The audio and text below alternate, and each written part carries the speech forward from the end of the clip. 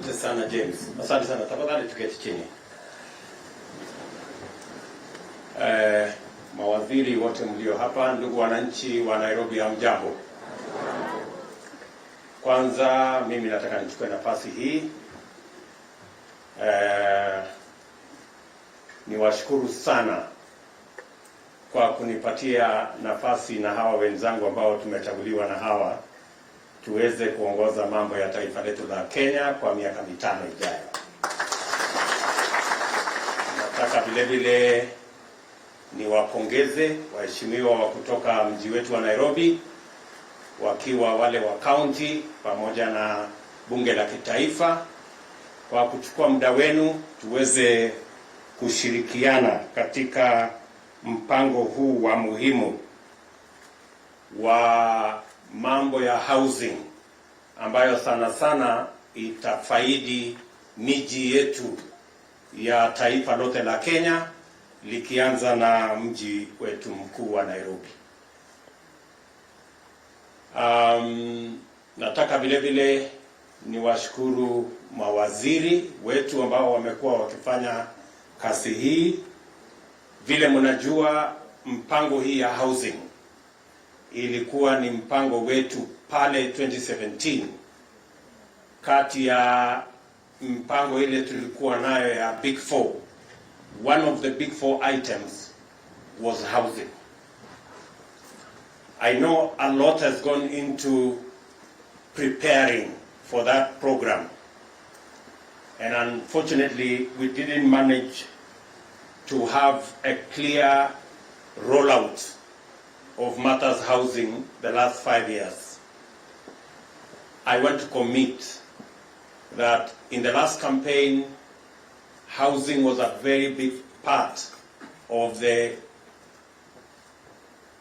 political discussion that we had as a country. And it was a discussion on both sides of the divide. And because it was a discussion on both sides of the divide, I am looking forward to all of us working together from both sides so that we can implement this plan for the benefit of the people of Kenya. As you are aware, this whole plan was premised on a couple of things that we needed to sort out. First is to make sure that there is land that is available. Number 2 is to make sure that we have technology that can build houses faster and in a cost-effective manner. And number 3, to make sure there is financing, both for construction and for mortgage, so that this plan can become a reality. A couple of things have been done. I think we have identified a couple of pieces of land that we can implement this program.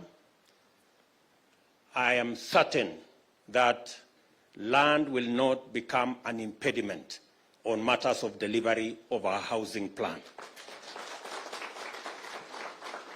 We will work with the cities, we will work with the counties so that we can make land available for this plan, the housing agenda, so that we can provide better shelter for our people.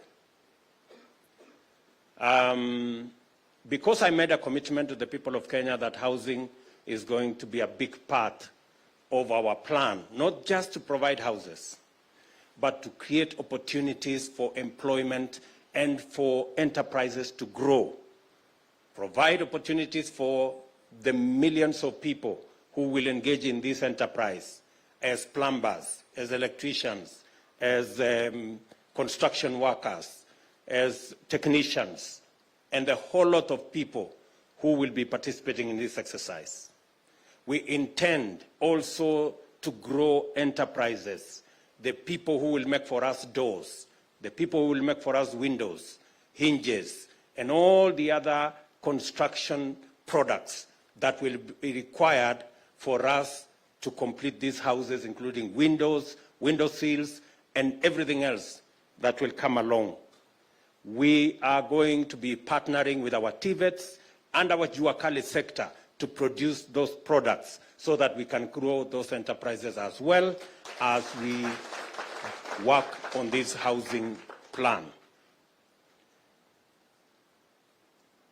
The ministry already knows that we have to standardize.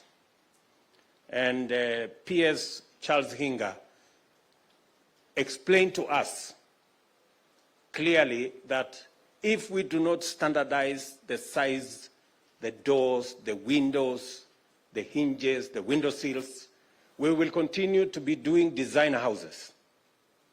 And we all know that designer products are very expensive. So we have to choose whether we want to do designer stuff or we want to standardize and be able to produce these products, whether they are windows, whether they are doors, window sills, and all the other products en masse, by making sure that in Kenya it should be known that a window is this size, a door is this size, hinges are this size, and that way we can provide for mass production of these products so that we can reduce the cost of these products. If they are produced en masse, we leverage on the economies of scale and be able to produce at a cheaper price and therefore reduce the cost of construction of our houses for the benefit of those who want to own these homes. Coming to this project is very important to us because it will help us sort out one estate called Mukuru here. Mukuru Kwanjenga here, this Mukuru place, and I was there, I think, a week before the elections. Mukuru here has 110,000 households on about 700 acres. And the story of Mukuru is a story that needs to be written because Mukuru is the only place you pay to go to the toilet. You pay 170% for water that others are paying in Karen and Lavington. You pay more for electricity than in any part of Nairobi. And yet, these are the people who are the bottom of the pyramid.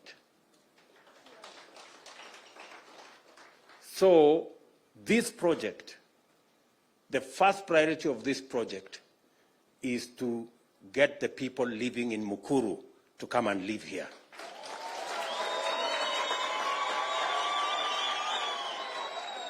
The 3,000 shillings they are paying rent there, they will come and pay 3,000 here mortgage.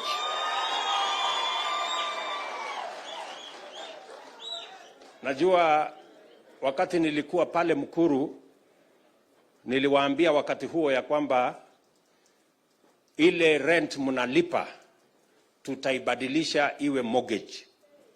Ili ukilipa hii nyumba hapa, hiyo 3,000, baada ya miaka 20, hiyo nyumba inakuwa yako.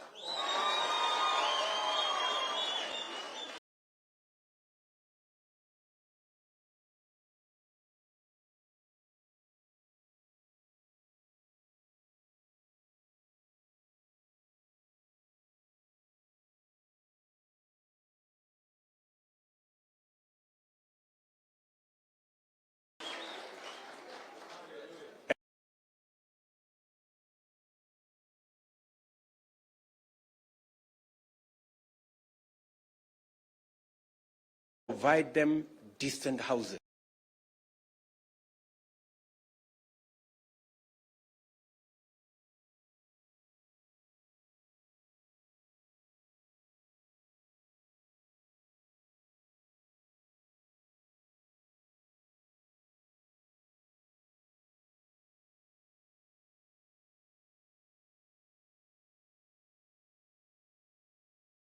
They don't have to pay to go to the toilet.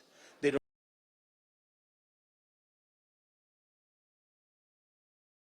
to the governor we are going to work with all the other agencies so that these 3,000 acres, we can at least do between 400 and 500,000 housing units that will support the people of Nairobi as we do it elsewhere in Kenya.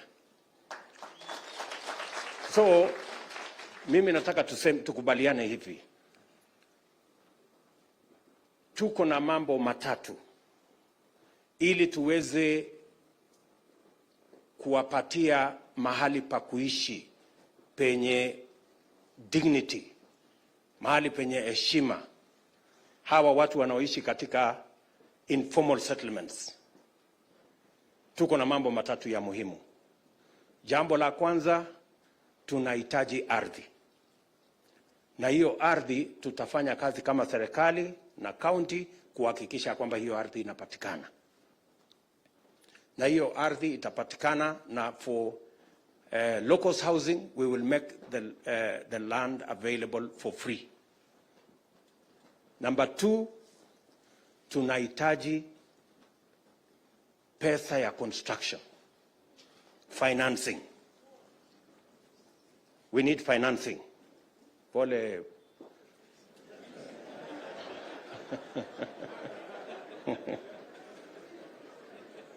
We need financing that can support us to get finances at affordable rates for us to be able to do these projects. The private sector already has come through. We have commitments from different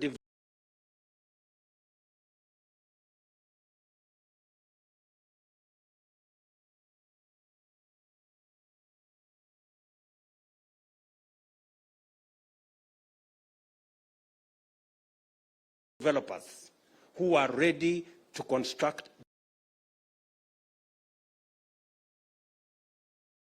What's it looking like? What is a 1-bedroom, 2-bedroom, and the rest of the infrastructure that are required.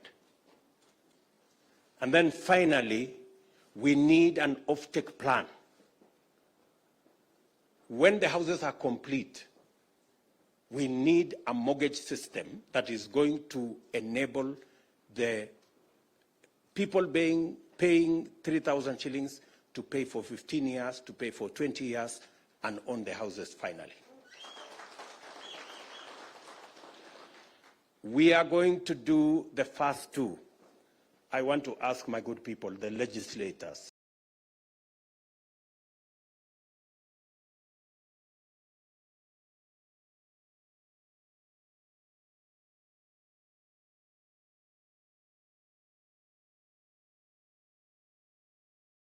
nyinyi wabunge, na waomba tu kitu kimoja, munisaidie.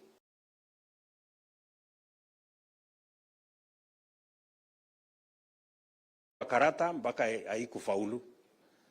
We are going to bring it back to Parliament. And I want to ask my good members of Parliament, it is the opportunity. In fact, the Housing Fund will give the government of Kenya the leverage to make sure that we can raise the money to provide mortgage for the ordinary people in Mukuru and every other part of Kenya to own a home. Please, good people, it's not too much to ask from those hustlers. It is not too much to ask. Now waomba waheshimiwa, tafadhali. Yeah, now waomba. Because it's the only thing that is remaining for us to actualize this plan. At the moment, we are using the slum upgrading fund, but you know, slum upgrading fund can only go so far. The fund that will help us provide mortgage for 1-2 million houses is the Housing Fund. And I am confident that our Parliament will work with us so that we can do the right thing and provide the financial infrastructure from construction to mortgage that will support the millions of citizens who today are living in informal settlements. Hapa katika this in fact, hii ambayo imeanzishwa hapa ni ya watu wa Mukuru. Hii saa hii iko hapa. Ya watu wengine itakuja itakuja baadaye. So na tutaketi chini na watu wa Mukuru and all the informal settlements so that tujue ni nani anaishi pale, ni nani analipa rent pale, ili wawe the first beneficiaries ya ile manyumba itajengwa katika sehemu hii. So nataka kwanza niwashukuru EACC kwa sababu hii ardhi hapa ilikuwa imechukuliwa na watu wengine kinyume na sheria. This land had initially been grabbed by the usual notorious people. And I want to congratulate EACC for recovering this land so that we can use it for the development of social and low-cost housing here in Nairobi.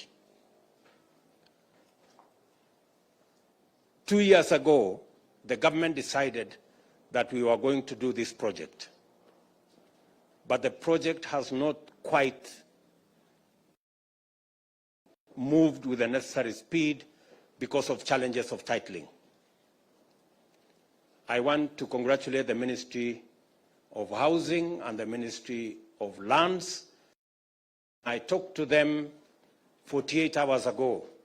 They have done everything possible, and now we have the titles for this land. We are going to give NSSF the title for this piece.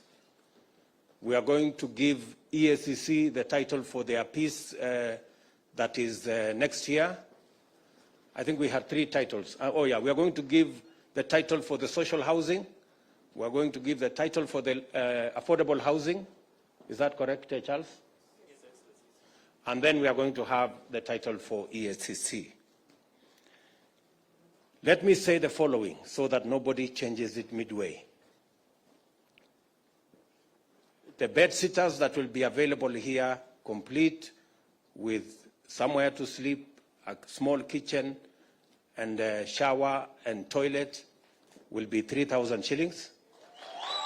The one bedroom is going to be 5,000 shillings. And the 2 bedroom will be 6,500 shillings. That is under the social housing plan that will involve the people of Mukuru. For the affordable housing, a 1 bedroom is going to be 6,600 and a 2 bedroom will be 10,000 shillings, and that is mortgage, not rent. That is mortgage. So that in a couple of years down the road, 15, 20, 25 years, they will become owners of this property. And we begin to transit Kenyans from majority of them paying rent to majority of them being home owners. Let me also say that for us to be able to accelerate the development of housing in Kenya, and I am not talking about Nairobi, I am talking about all our cities largely. For us to be able to accelerate, apart from working with the counties, and I look forward that our governors will make it possible for us to have land in our major towns so that we can roll out the social and the affordable housing plans in all our cities and make 2-3 million Kenyans homeowners in the next couple of years. What we have done to make sure that that comes through is we have established the Kenya Mortgage Refinancing Company that will support the whole mortgage enterprise and backstop some of the challenges that will come with acquisition of mortgage. We have also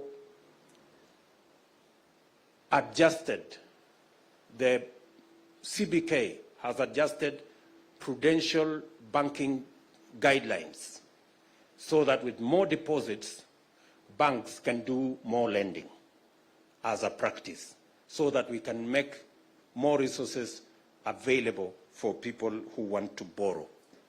We have also worked with our pension schemes and made it possible that people saving in our pension schemes can have access to some of their savings so that they can put it up for home ownership.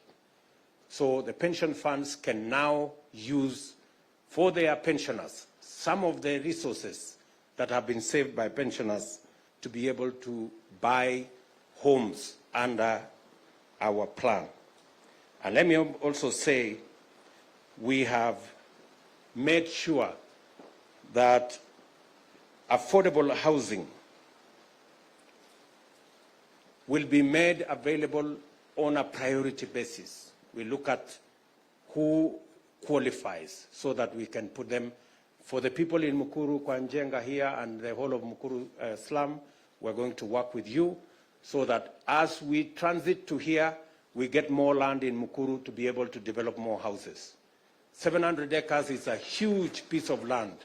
We can settle probably about 300,000 people, 3 times the people who today are living in Mukuru Kwanjenga, with proper facilities and everything else. I have also told the ministry that this facility here, as it will be the case in all the others, this facility must have enough markets, it must have enough schools, it must have enough facilities for clinics and a proper hospital, so that the people who will be living here, because we will be talking about probably 13,000, 14,000 houses in this land, which means we will have between maybe 30,000, 40,000 people living here. All the children of the people who will be living here, we must have a school here where the children will go to school. We must have a hospital here. We must have a clinic here, which can make this whole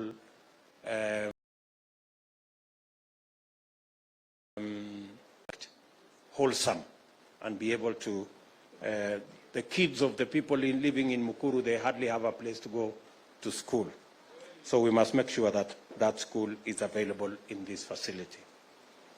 So with those many remarks, next week or the week after, I will be coming to Kibra. Bwana Mheshimiwa, nitakuwa huko. Kwa sababu hiyo mpango yote ya Kibra hiyo lazima tubadilishe. The slum upgrading program is beginning, and we want to make sure that the people of Kibra stop flying toilets. They can live like decent Nairobians as well. The whole of that Eastlands, we already have a plan. So nyinyi waheshimiwa, mimi niko tayari kushirikiana pamoja na nyinyi. Nimewaomba tu kitu kimoja, munipitishie housing fund, hiyo ingine nitafanya tafadhali. Na hawa watu wametupigia kura, watafurahi. Sasa wacha nichukue nafasi hii, kwa sababu nilikubaliana na Wizara ya Ardhi, na mumesikia ya kwamba saa zingine kuwa na matatizo,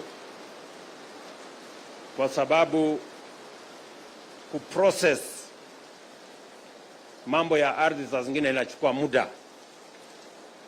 Na nimekubaliana na watu wa Wizara ya Ardhi ya kwamba tutabadilisha mwendo, na sio Wizara ya Ardhi peke yake, na wizara zile zingine zote.